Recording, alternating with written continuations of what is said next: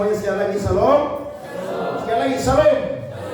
Saya percaya bulan September adalah bulan yang Tuhan izinkan untuk kita masuk. Kita akan menikmati berkat Tuhan, pertolongan Tuhan yang sama seperti pada bulan Agustus yang lalu. Ada amin saudara-saudara? Amin. Puji Tuhan. Saya akan bicara di sepanjang bulan September tentang satu tema, yakni kuasa Tuhan di dalam diri orang percaya. Saudara buka Alkitab, Kisah Rasul pasal 3. Kisah Rasul pasal 3 ayat 1 sampai ayatnya yang ke-10. Saya mulai. Petrus menyembuhkan orang lumpuh. Pada suatu hari menjelang waktu sembahyang, yaitu pukul 3 petang, naiklah Petrus dan Yohanes ke bait Allah. Di situ ada seorang laki-laki yang lumpuh sejak lahirnya, sehingga dia pasti busuk. Tiap-tiap hari orang itu datang dekat pintu gerbang bait Allah yang bernama Bagamuda untuk meminta sedekah pada orang yang masuk ke dalam bait Allah. Ketika orang itu melihat bahwa Petrus dan Yohanes hendak masuk ke bait Allah, ia meminta sedekah. Orang yang melihat dia dan Petrus berkata, "Lihatlah pada kami." Lalu orang itu menatap mereka dengan harapan akan mendapat sesuatu dari mereka. Tetapi Petrus berkata, "Manusia tidak ada padaku, tetapi apa yang kupunyai kuberikan kepadamu. Demi nama Yesus Kristus orang Nazaret itu, berjalan." Lalu ia memegang tangan kanan orang itu dan membantu dia berdiri. Seketika itu juga kuatlah kaki dan mata kaki orang itu. Ia melonjak berdiri, lalu berjalan kian kemari, dan mengikuti mereka ke dalam bait Allah, berjalan dan melompat-lompat serta memuji Allah. Seluruh rakyat itu melihat dia berjalan sambil memuji Allah sama-sama. Lalu mereka mengenal dia sebagai orang yang biasanya duduk meminta sedekah di gerbang indah bait Allah, sehingga mereka takjub dan tercengang tentang apa yang telah terjadi padanya. Tepuk tangan buat firman Tuhan. Saudara-saudara, ketika Pentakosta terjadi, maka murid-murid ini atau para rasul mereka itu diubah dengan luar biasa. Mereka yang ketika ada bersama dengan Yesus di Getsemani pergi meninggalkan Yesus. Bahkan Simon Petrus itu menyangkal Tuhan Yesus sebanyak 3 kali. Tapi ketika lewat peristiwa Pentakosta, rasul-rasul itu menjadi orang-orang yang punya kuasa yang luar biasa. Kenapa saudara? Karena mereka adalah orang-orang yang taat kepada perintah Tuhan. Yesus berkata, "Jangan kalian meninggalkan Yerusalem, tetapi tetaplah ada di Yerusalem." Untuk apa ada di Yerusalem? Apakah menangisi tentang kenaikan Tuhan Yesus? Tidak. Mereka ada di sana supaya mereka itu punya kesempatan untuk beribadah, untuk bertekun, untuk menaikkan segala pergumulan mereka. Sehingga ketika Pentakosta terjadi, maka mereka itu dijamah, dipenuhi dengan Roh Kudus. Dan akhirnya mereka yang orang-orang berkhianat kepada Yesus, mereka diubahkan menjadi orang-orang yang punya kuasa Tuhan yang luar biasa. Nah, ini mukjizat pertama yang terjadi, saudara. Ini mukjizat pertama yang dikerjakan oleh para rasul, khususnya adalah Rasul Yohanes dan juga Simon Petrus. Ketika saudara mereka mau masuk ke bait Allah untuk beribadah, maka di situ Alkitab mencatat ada seorang yang mengemis, dan orang ini saudara kurang lebih usianya sudah 40-an tahun. Dan dia itu lumpuh, mengemis saudara, itu sejak kecil. Jadi orang ini dia tidak punya pengharapan, orang ini tidak punya masa depan. Hidupnya tergantung dari orang lain atau keluarganya. Ketika saudara Petrus dan Rasul Yohanes mau masuk untuk beribadah, berkumpul bersama-sama dengan orang-orang percaya, maka orang lumpuh ini atau orang yang mengemis ini, dia melihat Petrus dan Rasul Yohanes mau masuk ke bait Allah untuk beribadah. Saya yakin kalau orang meminta atau mengemis di tempat ibadah, pasti dia punya keyakinan bahwa dia akan mendapatkan uang yang banyak. Betul atau tidak? Betul. Saya mau tanya, kalau saudara datang ibadah, contohnya minggu depan, ada orang yang minta di depan situ, saudara kasih atau tidak? Saya yakin saudara pasti kasih. Bahkan saudara punya kolektif, saudara simpan dan saudara ambil uang yang baru untuk saudara beri. Kenapa? Karena saudara tidak tega. Tidak tega ada orang yang mengemis di depan rumah Tuhan. Nah, ini kenyataan yang terjadi. Tapi yang luar biasa saudara, Petrus dan Rasul Yohanes ini tidak mengikuti kemauan daripada orang lumpuh atau pengemis ini, tapi mereka ini menawarkan sesuatu di luar daripada harapan si pengemis ini. Mereka berkata, emas dan perak tidak ada padaku, tetapi yang kupunyai kuberikan kepadamu. Apa yang mereka punyai saudara? Nama Tuhan Yesus Kristus. Berarti luar biasa ya saudara ya. Luar biasa. Dari sini kita belajar bahwa tidak semua orang yang melayani Tuhan diberikan harta atau kekayaan. Ada amin? Mereka tidak punya harta, mereka tidak punya kekayaan, tapi yang mereka punya adalah saudara, nama Yesus. Nah, nama Yesus saudara itu penuh dengan kuasa. Tidak ada nama lain saudara yang berkuasa selain nama Yesus. Kalau saudara belajar tentang Injil, Matius, Markus, Lukas, Yohanes, setiap orang yang berjumpa dengan Yesus pasti ada pertolongan tuh. Pasti ada mujizat, pasti ada pemulihan. Kenapa? Karena Yesus memang berkuasa. Dia itu Tuhan dan dia sanggup melakukan segala sesuatu yang mustahil menjadi tidak mustahil. Nah saudara-saudara, kata kuasa itu dipakai kata atau istilah namanya dunamis. Apa itu dunamis saudara? Yaitu kesanggupan atau dan kuasa supranatural untuk menjadi saksi. Saksi untuk apa saudara? Alkitab mencatat kurang lebih ada 6 hal. Yang pertama adalah saksi dalam memberitakan Injil. Yang kedua adalah saudara mengajarkan Injil. Yang ketiga adalah menanam gereja. Yang keempat adalah menyembuhkan yang sakit. Yang kelima adalah melakukan mujizat dan tanda ajaib.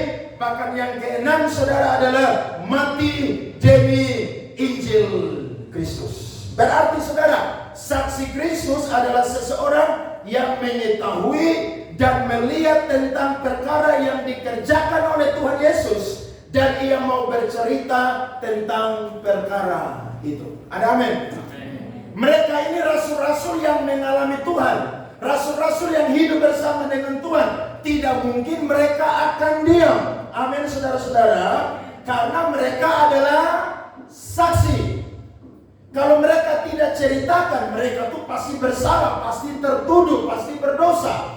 Makanya mereka harus bersaksi karena mereka adalah orang-orang yang bersama dengan Tuhan Yesus Kristus. Nah, kuasa menjadi saksi ini saudara luar biasa. Sebab apa?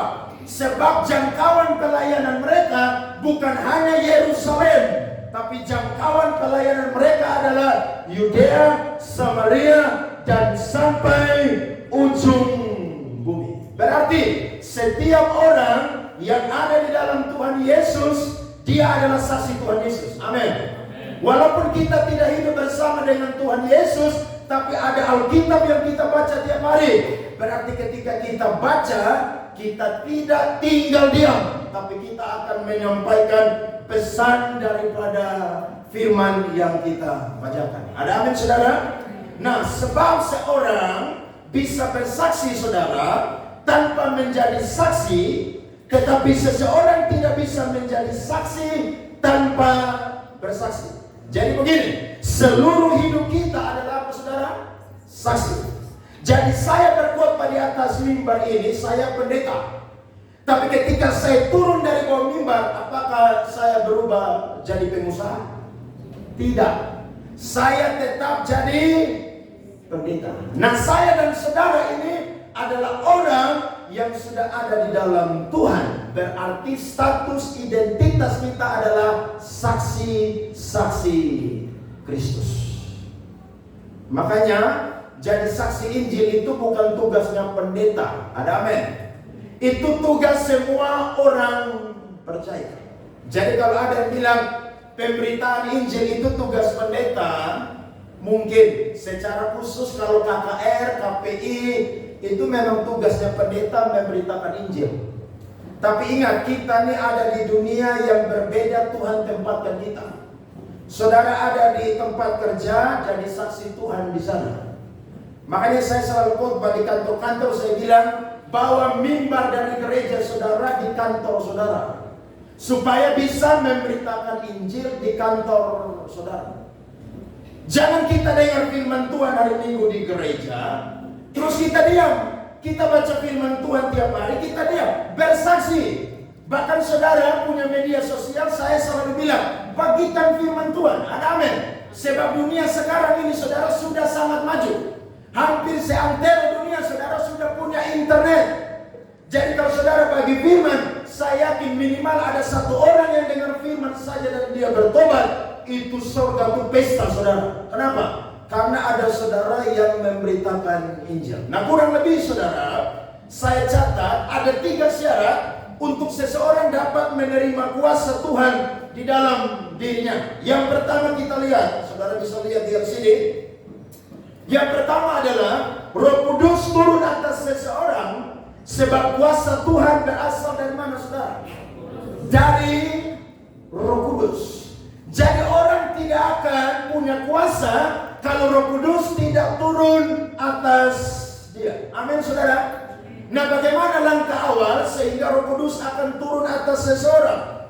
Yaitu dengan cara bertobat. Apa itu arti bertobat?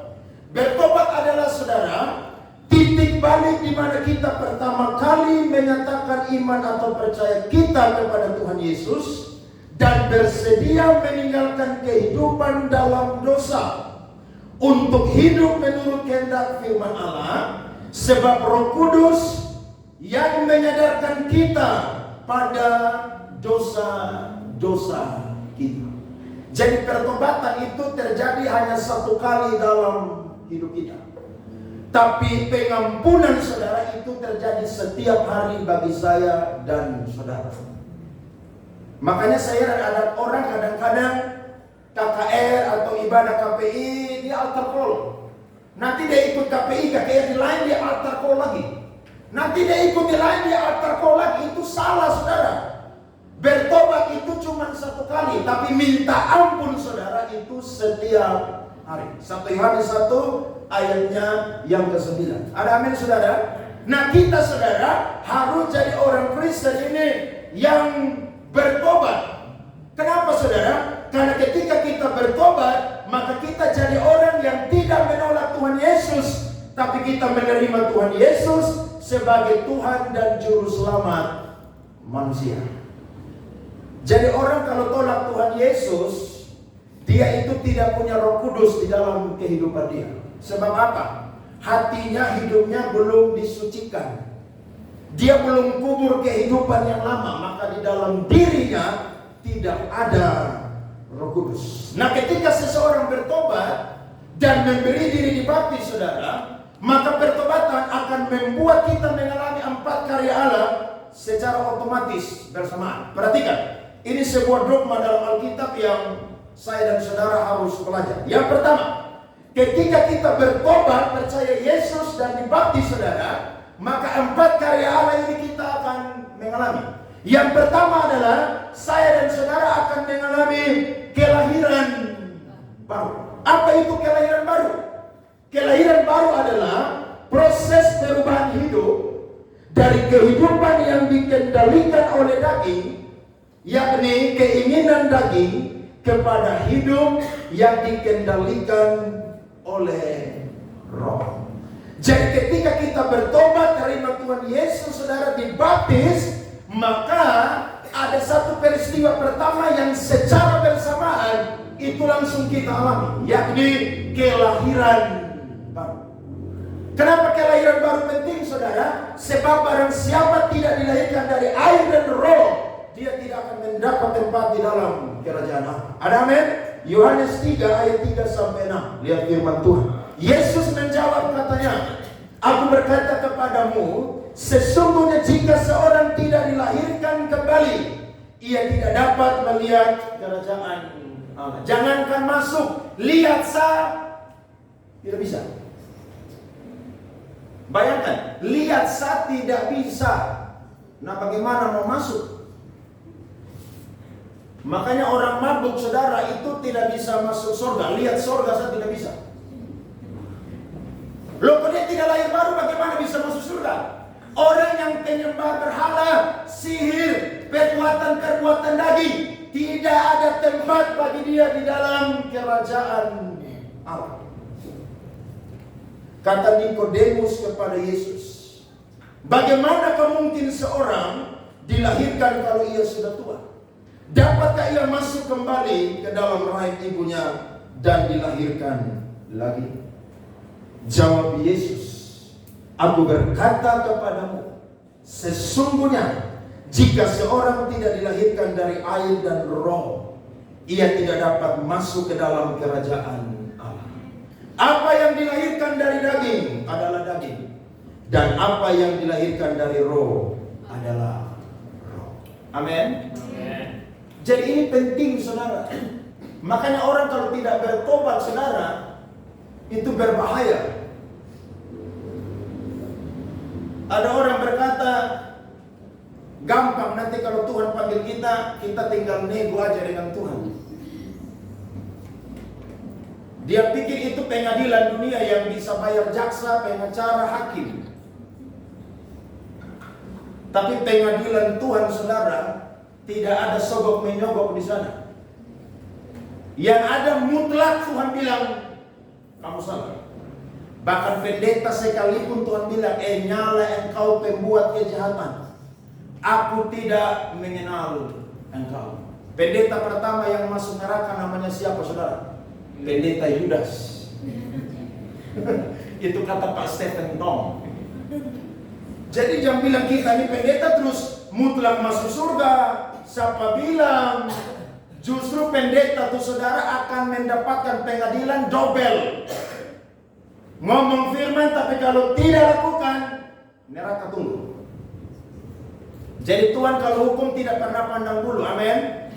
Tidak pernah pandang bulu. Mau pendeta, mau majelis, pengurus, jemaat, perempuan, laki-laki, anak kecil, orang besar, kalau salah neraka, kalau benar surga.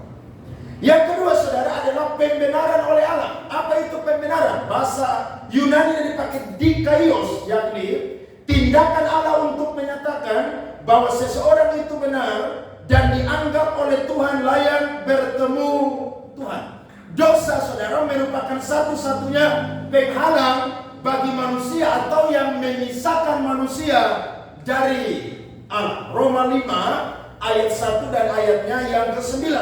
Sebab itu kita yang dibenarkan karena iman, kita hidup dalam damai sejahtera dengan Allah oleh karena Tuhan kita Yesus Kristus. Lebih-lebih karena kita sekarang, apa, saudara?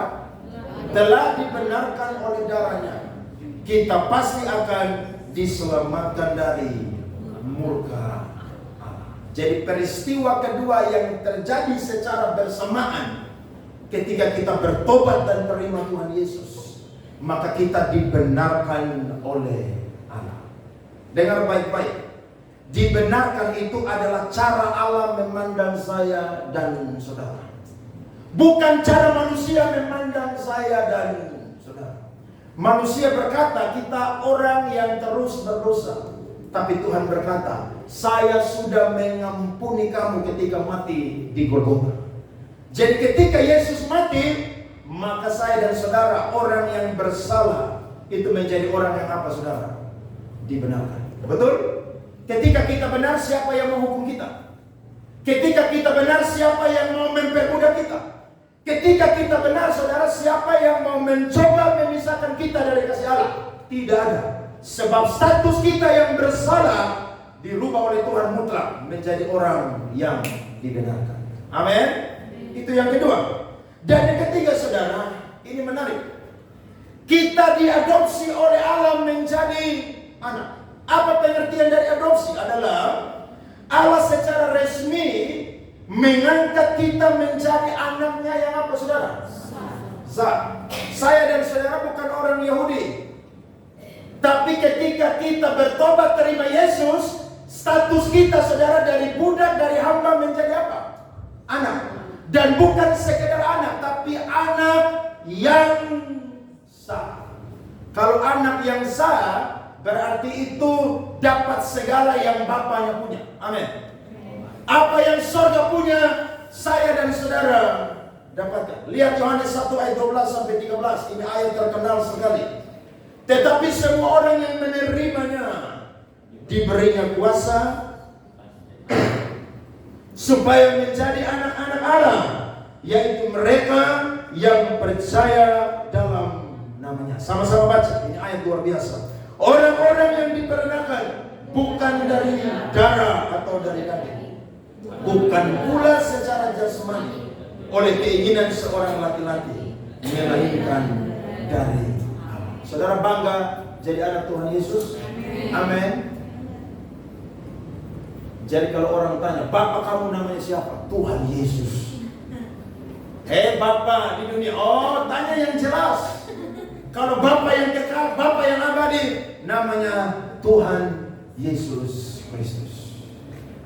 Tuhan Yesus lebih dari presiden. Tuhan Yesus lebih dari raja. Bahkan Tuhan Yesus lebih dari sultan. Amin. Tidak percaya, Galatia 4 ayat 5 sampai 6. Ia diutus untuk menebus mereka yang takluk kepada hukum Taurat, supaya kita diterima menjadi anak. Dan karena kamu adalah anak, lihat, maka Allah telah menyuruh roh anaknya ke dalam hati kita, yang berseru, ya Aba, ya Bapa. Satu ayat lagi, Roma 8 ayat 17. Dan jika kita adalah anak, maka kita juga adalah apa saudara? Ahli waris. Saudara senang dapat warisan atau tidak?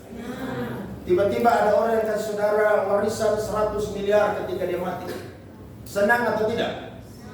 Saya yakin saudara akan baca Alkitab satu hari 20 pasal. Tidak lagi dipaksa-paksa. Sebab apa? Uang kantor bos. Saudara akan rajin ibadah. Kenapa? Tidak mengeluh lagi tentang uang bemo, uang bensin, pertalite, pertamax dan politik. Lo semua orang mengeluh. Semua mau naik habis.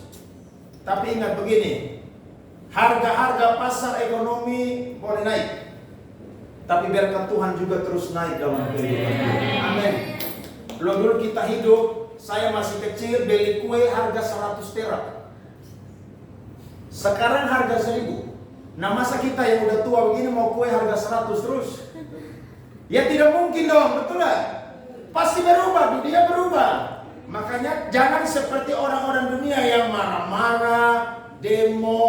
Saudara doa aja. Yakin Tuhan akan tetap pelihara saya dan juga saudara. Ada amin? Lanjut. Maksudnya orang-orang yang berhak menerima janji-janji Allah banyak sekali, yang akan menerimanya bersama-sama dengan Kristus, yaitu jika kita menderita bersama-sama dengan Dia, supaya kita juga dipermuliakan bersama-sama dengan Dia. Jadi kita ini yang dulu budak hamba, Tuhan angkat kita jadi anaknya yang sah. Segala janji Tuhan diwariskan untuk saya dan saudara. Makanya mau minta apa, ngomong dengan Tuhan aja. Ada amin? Jangan ngomong dengan manusia. Nanti dia kasih solusi tapi tidak kasih uang dan segala macam. Ngomong dengan Tuhan, apa yang saudara butuh, Tuhan sediakan bagi saya dan saudara. Lo kita anak, dia bapak. Masa dia tidak mengerti apa yang kita perlukan di dalam kehidupan kita? Dan yang keempat saudara adalah kita dikuduskan oleh Allah. Tindakan Allah melalui Roh Kudus memisahkan setiap orang percaya kepada Yesus dari gelap untuk hidup di dalam terang Tuhan. Jadi peristiwa yang keempat yang terjadi secara bersamaan ketika kita bertobat saudara, itu kita dikuduskan oleh Allah. Jadi kita boleh tinggal di dunia dan masih terus tinggal di dunia, tapi kita berbeda saudara. Amin. Makanya Yesus bilang, kalau dunia membenci aku, janganlah heran. Kalau dunia membenci kalian, janganlah heran. Karena mereka terlebih dahulu membenci aku. Seorang murid tidak lebih tinggi dari gurunya. Kalau guru aja dibenci, maka murid juga pasti akan dibenci. Makanya saudara lihat orang dunia, mereka tuh aneh. Tapi mereka lihat saya dan saudara juga aneh. Makanya kita ini sama-sama orang aneh, jadi tidak bisa kumpul. Loh, saudara lihat mereka tidak gereja, mereka pesta pora, mereka mabuk, main judi, berzina. Kita lihat mereka, kita aneh. Tapi mereka lihat kita juga aneh. Tiap hari ibadah, pelayanan, baca Alkitab, doa puasa. Weh, kita nggak nyambung.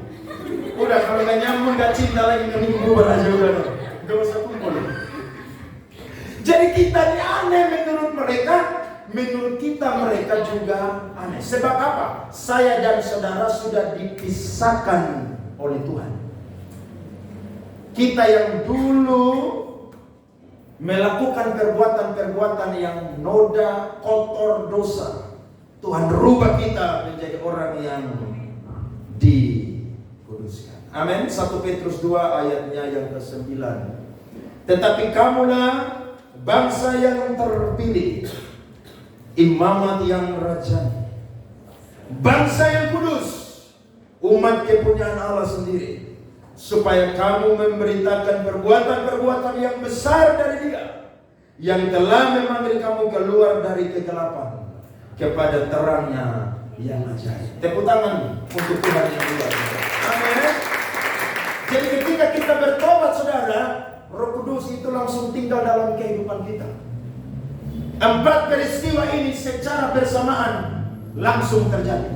Lahir baru, dibenarkan, diadopsi, dan dikuduskan. Jadi kalau orang percaya ketika terima Tuhan Yesus, tanda dia ada Roh Kudus itu tidak selamanya dia bahasa roh. Jadi saudara jangan sesat ya. Orang bilang kalau orang dipenuhi Roh Kudus dia harus bisa berbahasa roh. Itu sesat, saudara. Sebab berbahasa roh itu cuma salah satu tanda atau salah satu karunia. Karunia artinya pemberian Tuhan. Nah, kalau Tuhan yang beri, suka-sukanya Tuhan. Jadi kalau saudara yang punya bahasa roh, puji Tuhan. Tapi kalau yang tidak punya, jangan kecil hati juga. Sebab itu pemberian dari siapa, saudara? Tuhan. Ada amin? Jadi saya dan saudara harus belajar bahwa ketika kita terima Yesus sebagai Tuhan dan Juru Selamat, maka 4 peristiwa ini terjadi di dalam kehidupan kita. Itu yang pertama. Syarat yang kedua adalah saudara setia beribadah kepada Tuhan. Saudara lihat ayatnya yang ke-1. Pada suatu hari menjelang waktu sembahyang, yaitu pukul 3 petang, naiklah Petrus dan Yohanes kemana, saudara? Bait Allah. Nah, orang saudara yang punya kuasa Tuhan, syarat yang kedua adalah dia harus setia beribadah. Ibadah bukan bolong-bolong, ibadah bukan Senin Kamis, tapi selagi ada kesempatan beribadah, dia akan pakai untuk beribadah. Ada amin? Hari Minggu, hari gereja atau hari piknik? Gereja. Tapi kebanyakan orang Kristen hari Minggu, hari piknik. Udah minggu depan aja baru gereja, ini minggu kita piknik. Padahal saudara, Tuhan kasih kita hari Sabat itu supaya kita kuduskan dan menghormati. Kita pakai untuk beribadah. Lo ibadah di gereja ini paling lama 2 jam ya. Paling lama lagi 3 jam. Saya yakin tidak ada gereja yang 3 jam. Jarang. Kalau sampai ada gereja yang 3 jam, berarti jemaatnya luar biasa, saudara. Oh, itu pendeta khotbah 2 jam, dia tidak bosan-bosan. Tapi gereja sekarang cepat aja, 1,5 jam tuh udah keluar. Apalagi di Jakarta, Jawa, saudara, itu firman tuh 30 menit aja. Wih, saya kalau khotbah 30 menit tidak bisa. Saya pergi khotbah di kantor wali kota dan bilang, Pak Pendeta, khotbah hanya 15 menit. Apa? 15 menit? Saya mau khotbah apa 15 menit? Memang hanya 15 menit. Ya sudah, saya bombak di 15 menit selesai, saudara. Pulang terima PK langsung 1 juta. Pulang. Kerja gampang tuh. Cuman khotbah 15 menit, pulang dapat PK amplop 1 juta. Tapi saya tidak puas. Lo ngomong firman 15 menit, mau ngomong apa? Emangnya saya motivasi orang di atas mimbar? Kan harus gali firman Tuhan. Ada yang bilang, Pak Andre khotbah 15 menit, tapi lebih banyak lucu Pak Andre kalau khotbah. Lo pikir saya stand up comedy di sini? Lo lihat orang Kristen tuh, aneh-aneh. Ibadah itu sesuatu yang membosankan. Padahal saudara ingat tokoh-tokoh Alkitab, mereka tuh orang-orang yang kuat karena mereka setia beribadah. Saudara pernah ingat Daniel? Daniel ketika dibuang di dalam gua singa, itu dia punya usia kurang lebih 70 tahun. Karena ketika dia diangkut dalam pembuangan pertama tahun 609 sebelum Masehi, dia usianya 12 tahun. Dia dibuang, saudara, itu usia 70 tahun. Kenapa Daniel tidak takut masuk gua singa? Karena tiap hari dia beribadah kepada Tuhan berapa kali? 3 kali. Makanya ketika dia dibuang ke dalam gua singa, dia hanya berdoa, Tuhan bela saya. Bayangkan, singa-singa yang biasanya makan orang, singa-singa komsel dengan Daniel dalam gua. Mereka cares dengan Daniel dalam gua. Karena yang datang ini saudara singa dari Yehuda. Tidak berani. Makanya saudara harus kuat beribadah dengan Tuhan. Amin. Siapa lagi saudara? Yosua. Ketika dia pidato perpisahan dengan umat Israel sebelum dia mati. Sekarang kalian pilih. Mau beribadah kepada Allah atau tidak. Tapi aku dan seisi keluargaku akan tetap beribadah kepada Tuhan. Amin. Siapa lagi saudara? Daud. Satu hari Daud ibadah 7 kali. Makanya kalau ada yang ibadah 3 kali, 4 kali, 5 kali, jangan bangga-bangga. Karena Daud melebihi semua. Satu hari ibadah 7 kali. Daud itu siapa saudara? Raja. Raja sibuk atau tidak? Sibuk. Tapi sesibuk-sibuknya raja bisa ibadah 7 kali. Saudara yang tidak ada kerja 1 kali aja. Bayangkan. Kemarin saya khotbah di satu tempat, saya marah-marah itu jemaat semua. Saya marah sebelum khotbah. Karena saya suruh buka kitab aja mereka nggak ketemu-ketemu. Saya bilang ini model jemaat yang tidak tahu baca kitab. Lu mau tersinggung terserah. Yang penting undang beta ketua persekutuan doa, bukan lu yang undang beta. Suruh buka Alkitab aja tidak ketemu-ketemu. Saya bilang sudah, saya baca aja. Tuh Alkitab tuh cuma pegang buat gaya-gaya aja tuh. Ya, beli Alkitab di kalam hidup, kalam kudus, saudara yang besar, yang mahal. Tahan bemo saudara pakai Alkitab.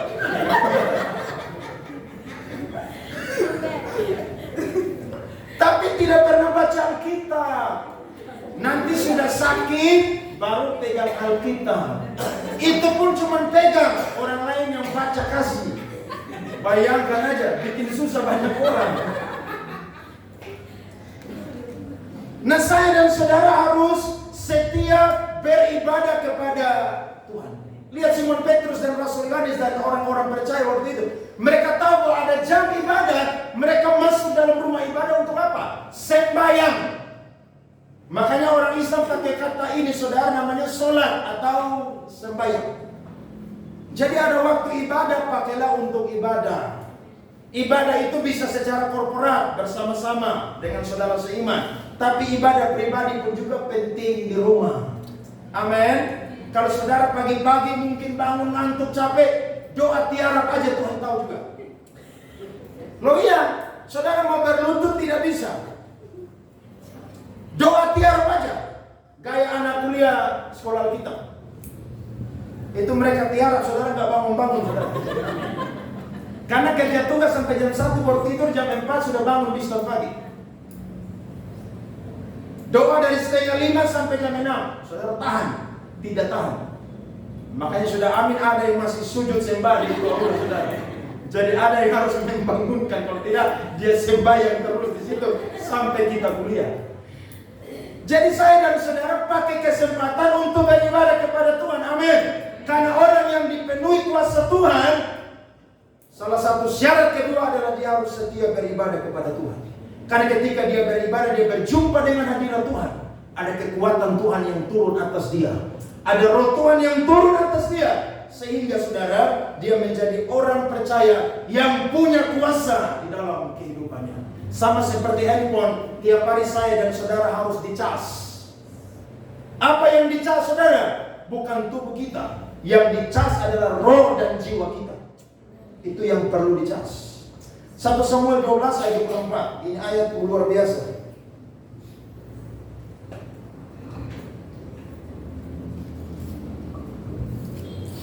1 Samuel pasal 12 ayat 24. Petrus yang berdosa, 1 Samuel 12 ayat 24. Hanya takutlah akan Tuhan dan setialah beribadah kepadanya dengan segenap hatimu.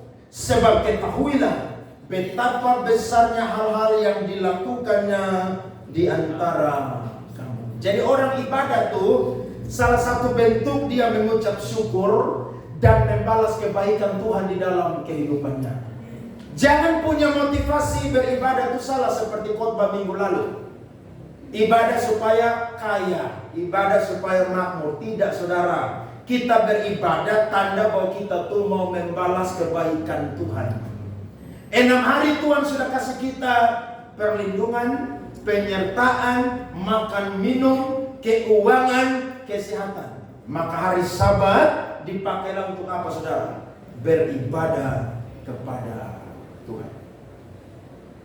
Tidak salah mereka punya kuasa, karena mereka beribadah kepada Tuhan. Dan Alkitab bilang menjelang ibadah mereka datang ke mana saudara?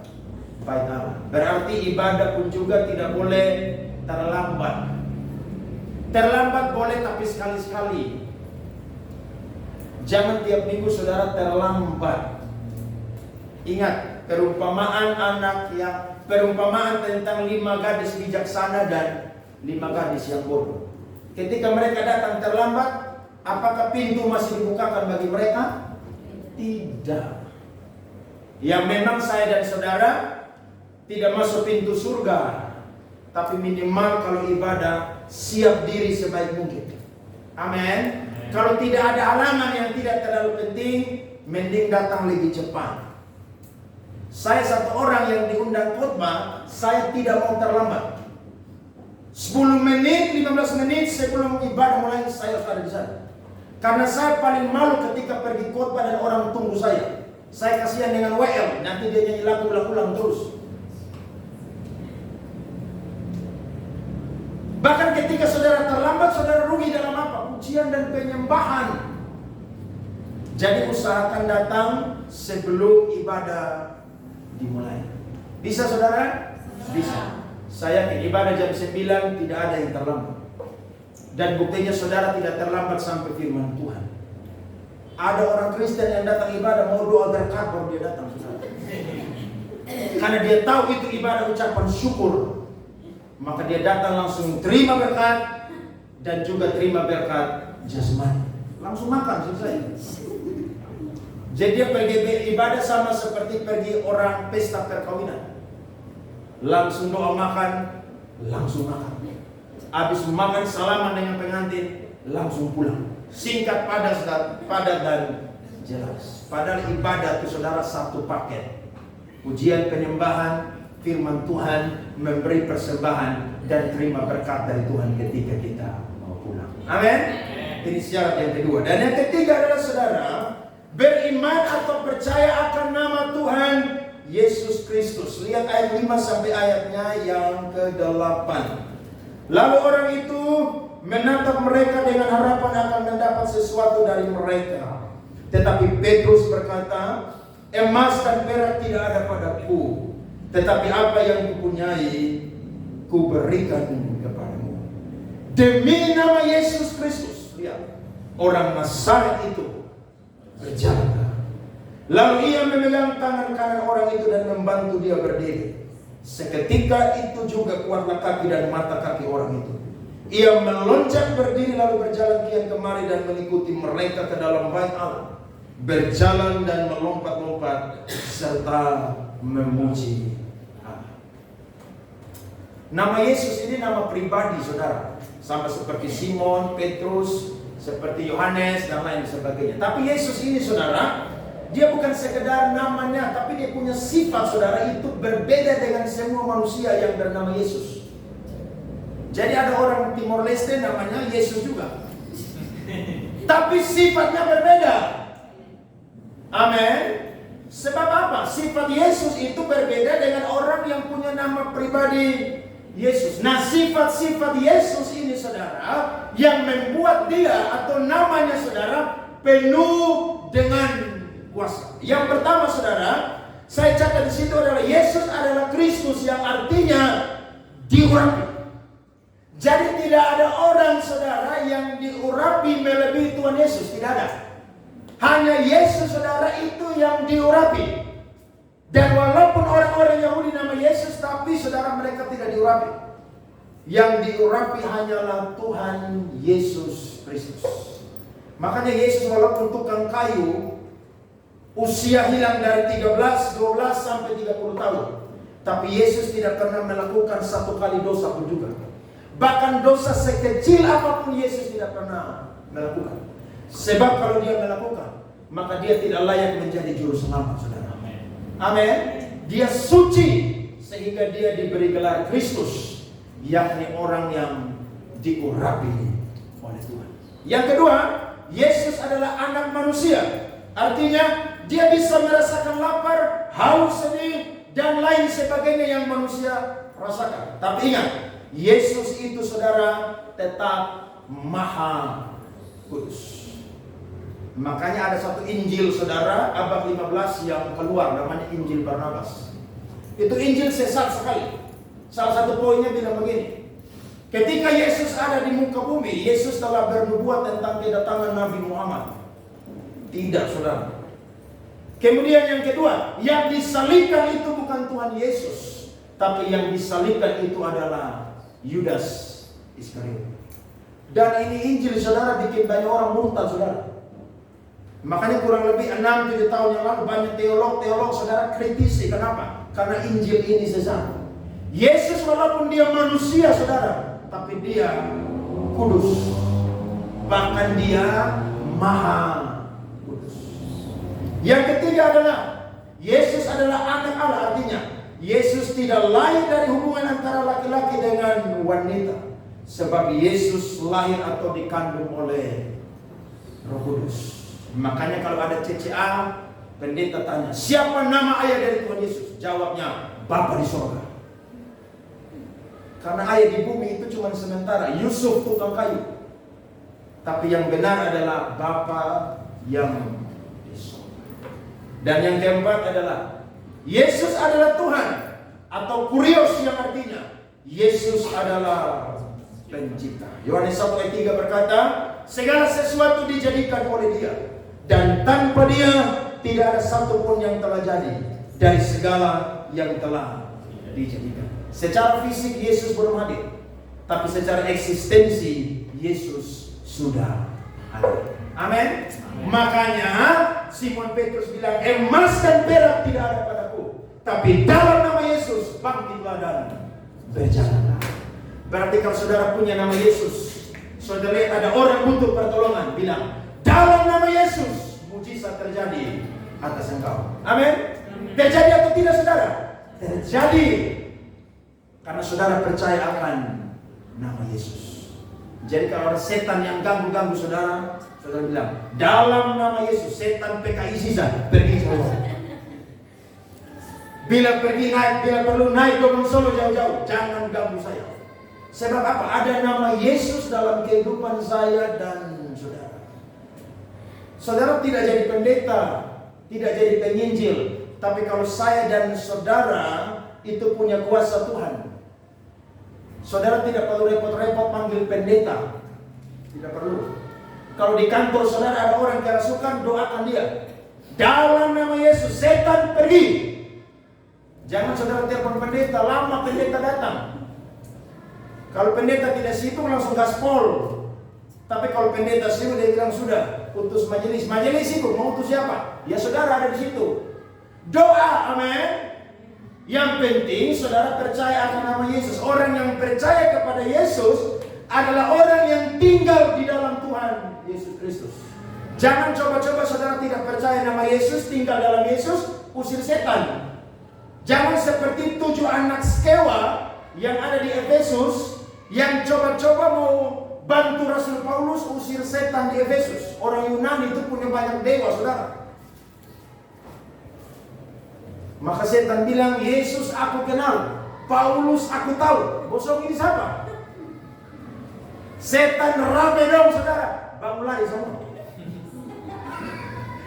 Makanya ada orang, saudara, gaya-gaya pakai tato salib, pakai tato Tuhan Yesus di badan. Ada lagi yang tato di dada, saudara, perjamuan malam Yesus dan murid-murid. Mereka lagi makan roti dan minum anggur. Tapi nanti ketika dia tua, kulit sudah kerut, saudara, Yesus dan murid-murid semua lagi tidur, saudara. Karena sukerutan di kulit semua. Ada lagi yang nyanyi, saudara, pakai anting besar di telinga, salib. Iblis tidak takut dengan itu, aksesoris tidak takut. Lo coba suruh orang yang pakai kalung-kalung salib itu jalan di kuburan jam 12 malam sendiri. Orang yang baru kubur mayat tadi sore, berani kok tidak dia? Tidak berani dia. Apalagi yang mati itu tukang suami, saudara. Dia suruh yang lain aja. Saya tidak berhenti. Ini tukang suami yang mati. Tapi kalau orang yang percaya akan nama Yesus, tinggal dalam Yesus, mau dimanapun juga. Daud berkata, sekalipun aku dalam lembah kekelaman, aku tidak takut bahaya. Amin, saudara. Karena dia percaya nama Yesus, tinggal di dalam Tuhan Yesus. Dia Alfa dan Omega, yang awal dan yang akhir. Sayang kalau kita punya 3 ini, saudara, maka kita punya kuasa, saudara, untuk bisa menolong orang-orang yang belum ada di dalam Tuhan. Orang-orang yang mengalami banyak pergumulan. Sebab kita adalah orang-orang percaya yang di dalam diri kita ada kuasa Tuhan Yesus Kristus. Ada 3 pelajaran rohani yang saya catat. Yang pertama, mungkin kita tidak lumpuh secara fisik, tetapi secara roh atau rohani. Kita lumpuh dan yang paling kita butuhkan itu bukan harta, bukan uang, bukan kekayaan, dan bukan kebutuhan-kebutuhan jasmani lainnya. Tetapi nama Yesuslah yang paling kita butuhkan di dalam kehidupan kita. Engkau sakit mungkin tidak ada uang berobat. Engkau sakit mungkin dokter tidak bisa menolong. Tapi ada nama Yesus yang mampu menyembuhkan saya dan saudara.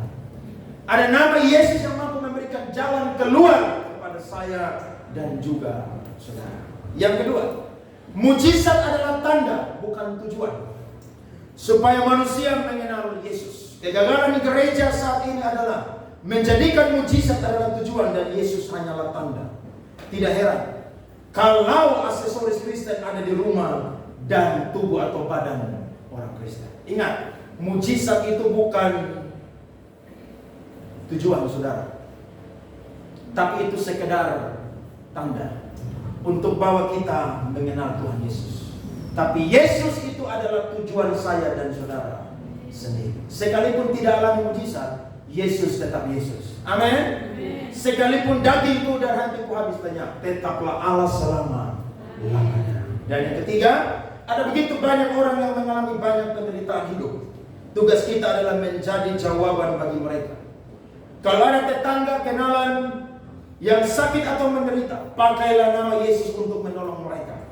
Tuhan Yesus yang akan bekerja dan memulihkan mereka. Amin. Sebab di dalam diri kita ada kuasa Tuhan. Markus 16 ayat 16 sampai 18. Saudara panggil berdiri, lihat di LCD kita baca sama-sama. Pemain musik silakan maju.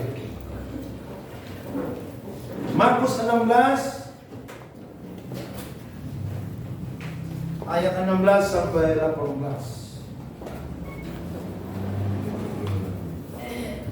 Kita baca sama-sama. 1, 2, 3. Siapa yang percaya dan dibaptis akan diselamatkan, tetapi siapa yang tidak percaya akan dihukum. Tanda-tanda ini akan menyertai orang-orang yang percaya. Mereka akan mengusir setan-setan dari nama Tuhan. Mereka akan berbicara dalam bahasa-bahasa yang baru bagi mereka. Mereka akan memegang ular, dan sekalipun mereka minum racun maut, mereka tidak akan mendapat celaka. Mereka akan meletakkan tangannya atas orang sakit, dan orang itu akan sembuh. Tepuk tangan buat firman Tuhan. Yesus kau segala.